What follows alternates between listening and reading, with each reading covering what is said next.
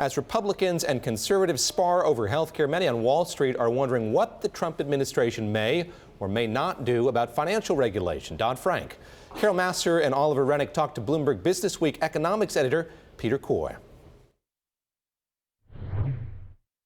Not only will Dodd-Frank not be repealed and replaced this year, it might never be repealed and replaced. We might see instead some tweaks around the edges, but sort of the general concept might. Right. I can't say for sure. No one knows what's going to happen in Washington, but there's a good chance that he won't come anywhere close to getting rid of Dodd-Frank. How much of this is going to be a result of those surrounding him? Because in Stephen Mnuchin's testimony, they asked him about Dodd-Frank, and he didn't seem like he wanted to tear the entire thing up.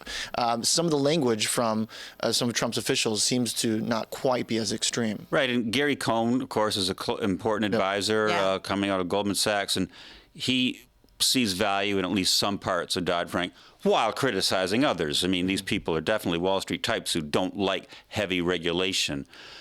I just want to get into the general concept here. There are sort of two approaches to financial regulation. The Democratic approach is basically you regulate. These firms screwed up. They brought the world into a financial crisis, and now we need to supervise them very tightly. The Republican approach is, hey, that's what markets are for. We can harness the free market by getting shareholders to discipline their own managements. And the way you get shareholders to have a bigger stake is to have higher capital standards. That's the difference between the assets and liabilities. And the leading bill that's actually in the House is Jeb Hensarling's. He's the head of the House Financial Services Committee. Gives firms an off-ramp from some of the supervision, that is the largest firms, some of the supervision at Dodd-Frank, if they have a very high leverage ratio, which is to say a high amount of capital on their books. How much political will is there to do something within Congress? You know, everybody wants to be able to say they did something. It's just when push comes to shove, there's not a lot of agreement on what to do. I mean, one simple problem, of course, is that even if they manage to get something through the House, they don't have enough votes to get it through the Senate. And it doesn't seem as though any of these wavering centrist Democrats are willing to go along with a major repeal of Dodd-Frank. I do also wonder about the financial firms. You know, Dodd-Frank was a huge piece of legislation. There's a lot of stuff in there. I think 70–80% of it has already been implemented by financial firms.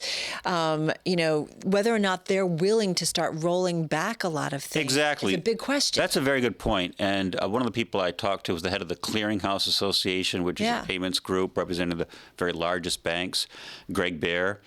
And he told me, no, that's repealing Dodd-Frank is not at the top of our list of things we want to do. What bothers them the most is some of the capital tests the Federal Reserve is putting on.